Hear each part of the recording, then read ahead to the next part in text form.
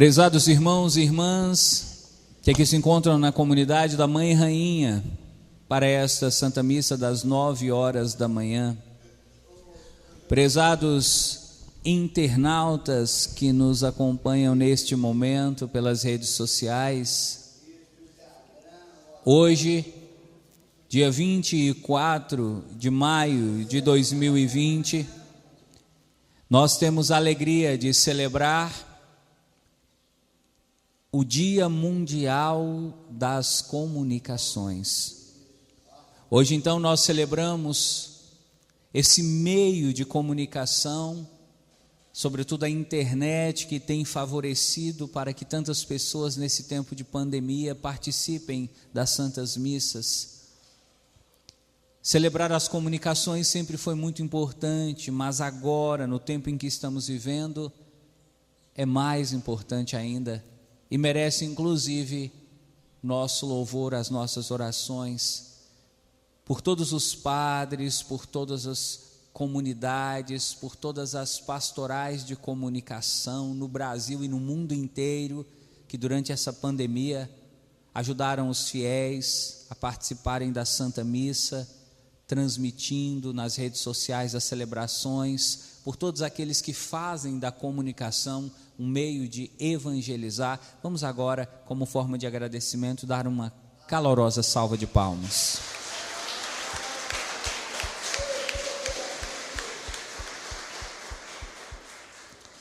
Hoje nós também celebramos o início da semana de oração pela unidade dos cristãos.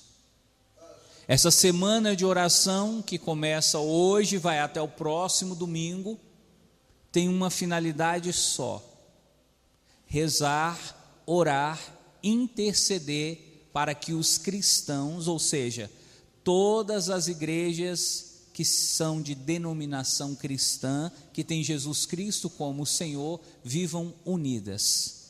Então nós estamos aqui também para iniciar essa semana de oração pela unidade dos cristãos. Quem aqui tem parente em casa, parente na família que é de outras religiões, diga amém. Então você nessa semana vai rezar por essa pessoa, vai rezar pedindo a Deus que faça com que haja mais unidade, harmonia, união na sua casa, que ninguém fique brigando, ninguém fique batendo boca, ninguém fique discutindo por causa de religião. Não foi isso que Jesus pediu. Pelo contrário, ele pediu que todos sejam um, assim como tu, ó Pai, e eu somos um. O que Jesus quer é que nós vivamos essa unidade, essa mesma fé, no nome dele que nos salva. E hoje também nós celebramos, esse é sem sombra de dúvida o maior motivo de estarmos aqui, para celebrar a ascensão de nosso Senhor Jesus Cristo.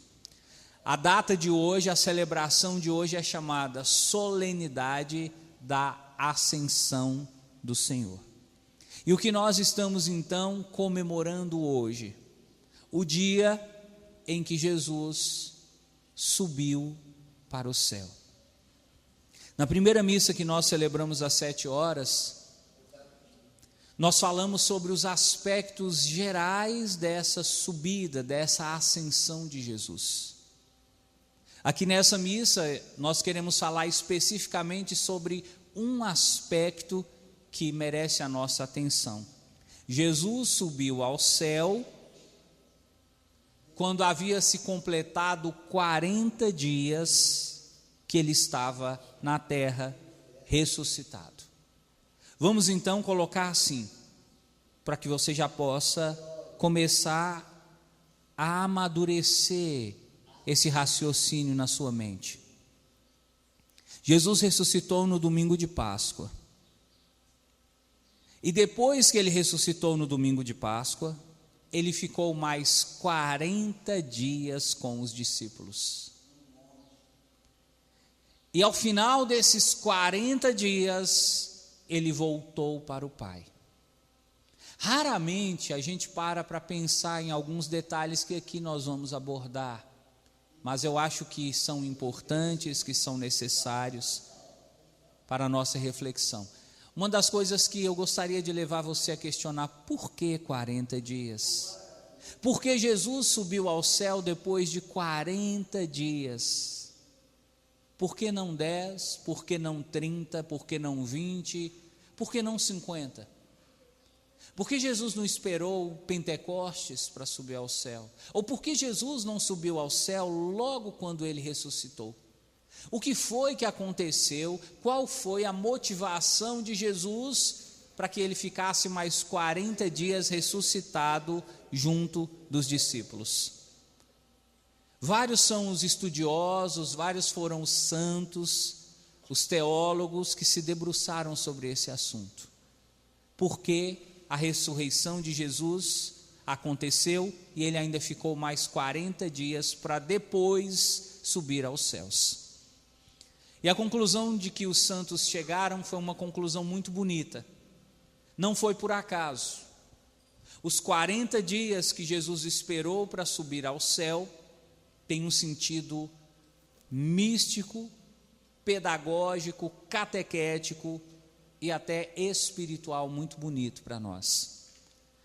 O primeiro dos motivos que os santos elencam como uma justificativa para Jesus ficar 40 dias antes de subir ao céu é o fato de que Jesus queria que todos os seus discípulos tivessem certeza a respeito da sua ressurreição.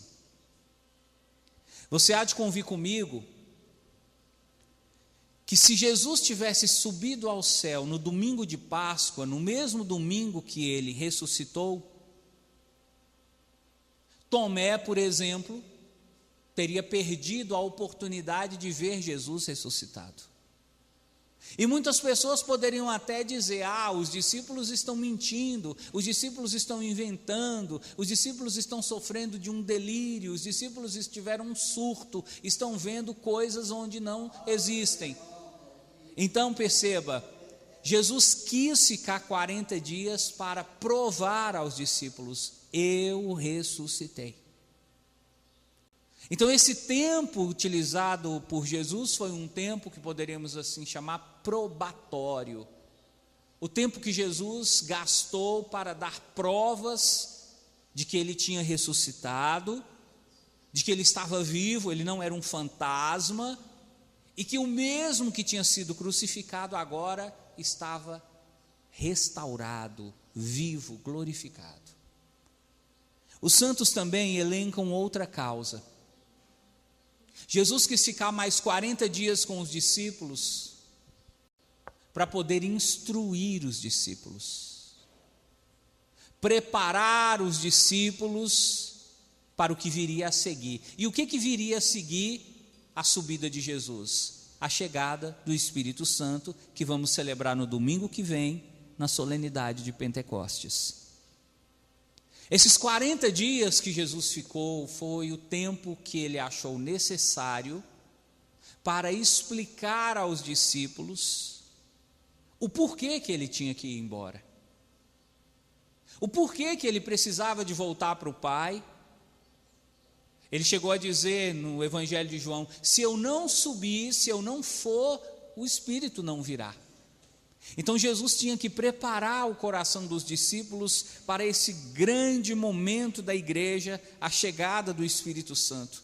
E Jesus sabia que para preparar o coração dos discípulos não dava para ser um dia, 2 dias, haveria um tempo maior, o tempo de 40 dias, que para a Bíblia é um tempo simbólico.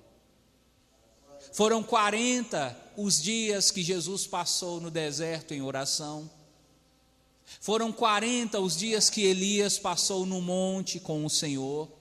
Foram 40 os dias em que Moisés passou no monte Sinai perante a face de Deus. Foram 40 os anos que o povo de Deus passou no deserto. Perceba, o número 40 tem um significado muito profundo na Bíblia. E Jesus quis ficar mais 40 dias com os discípulos, ensinando, formando, preparando, não só para a sua despedida, mas também para a chegada do Espírito Santo. Amém? Agora tem um elemento aqui que eu considero que talvez vai ser novidade para todos nós, ou para muitos de nós, inclusive para você internauta que está nos assistindo. O número 40 dias tem um sentido místico pelo seguinte: quando Jesus morreu, na sexta-feira, lembra para mim, Jesus morreu na sexta-feira santa. Que horas da sexta-feira que Jesus morreu?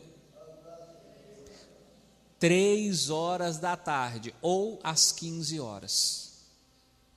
Se você for contar de 3 horas da tarde até o domingo, 6 horas da manhã, porque a igreja diz, a tradição da igreja diz, que Jesus ressuscitou às 6 horas da manhã do domingo, domingo de Páscoa. Então, se você for contar da sexta-feira, 3 horas da tarde, até o domingo, 6 horas da manhã, sabe quantas horas vão dar? 40 horas. De 3 horas da tarde da sexta até as 6 horas da manhã do domingo, dão 40 horas. E os santos dizem assim: 40 horas foi a duração da tribulação vivida pelos apóstolos. Os apóstolos passaram 40 horas em tribulação. Por quê?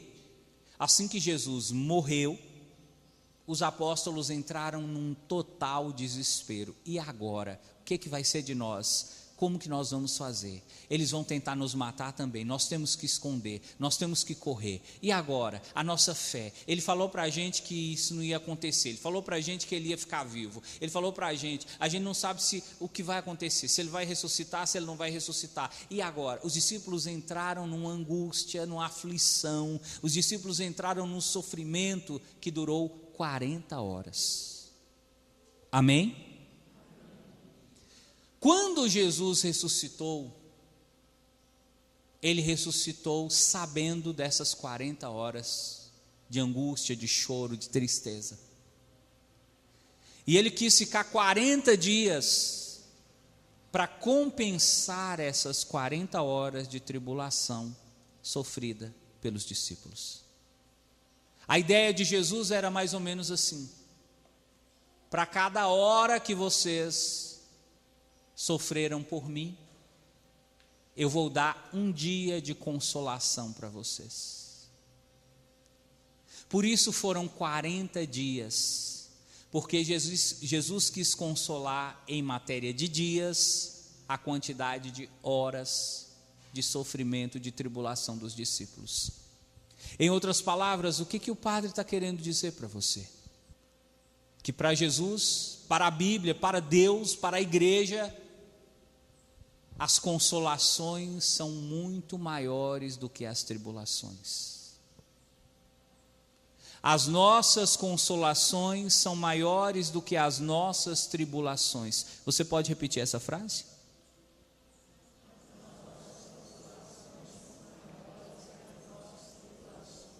A primeira frase, a primeira coisa que essa informação tem que trazer para você é a certeza. Olha, todas as vezes que eu passar por tribulação, Deus também me dará a consolação. O que é consolação? É o carinho, é a ternura, é o aconchego de Deus consolando você pelas dores que você sofreu. Você quer ver um exemplo de consolação? A mãe tem um filhinho pequeno. O filhinho pequeno vai lá para fora, vai para a rua brincar.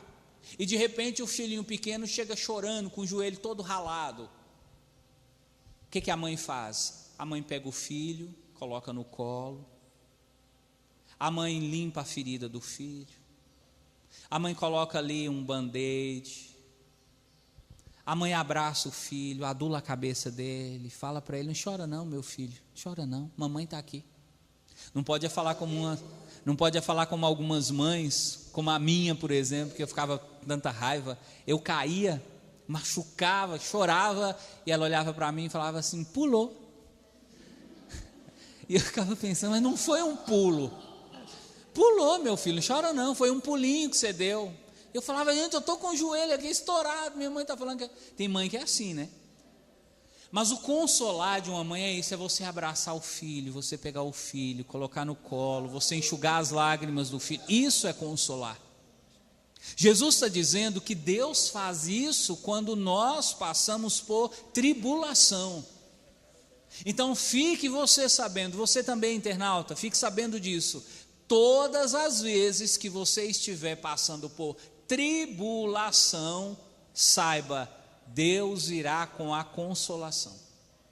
Deus nunca vai deixar que um filho seu passe por tribulação sem receber também a consolação. E como é que Deus realiza a consolação? A proporção é de 1 por 1.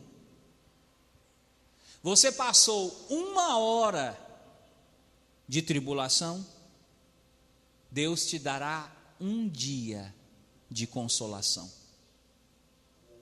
Você passou por 1 dia de tribulação, Deus te dará 1 ano de consolação. O livro de Isaías, capítulo 61, diz isso. Jesus tomou para si essa palavra, dizendo: eu vim para anunciar o ano da consolação do Senhor e o dia da vingança do Deus vivo. Então perceba você, a questão toda diz respeito às tribulações e às consolações. Quando nós passamos por tribulação, ainda que seja 1 dia, Deus nos concede 1 ano de consolação. Essa mensagem, meu irmão, ela tem que no mínimo trazer para o seu coração uma paz, uma confiança, uma alegria, uma certeza de que Deus não vai deixar você na mão. Você pode até sofrer, e talvez você esteja sofrendo por causa de um filho, por causa de alguém que faleceu, sofrendo por causa de desemprego, sofrendo por causa de problema de alcoolismo na família, sofrendo porque você tem alguém que usa drogas em casa e está dando muito trabalho para você, sofrendo por algum problema no seu casamento, mas Jesus hoje anuncia a você: depois da tribulação virá a consolação. Que essa palavra produza vida dentro de você, e que você entenda, esses 40 dias que Jesus ficou foi para consolar os discípulos, que estavam sofrendo, que haviam sofrido pela sua morte, pela sua paixão. Da mesma maneira, Jesus vai nos consolar. Você que chora, você que se sente desprotegido, desalentado, pode ter certeza, a hora da sua consolação vai chegar. E quando chegar, vai ser proporcional ao tempo que você sofreu. Foi 1 dia de sofrimento, então Deus te dará 1 ano de consolação. Foi 1 dia de derrota, Deus te dará 1 ano de vitória. Foi 1 dia chorando, Deus te dará 1 ano para sorrir. Foi 1 dia no meio das trevas, Deus te dará 1 ano no meio da luz. Que hoje, quando celebramos a ascensão de Jesus, essa verdade possa ser gravada no seu coração. Louvado seja nosso Senhor Jesus Cristo.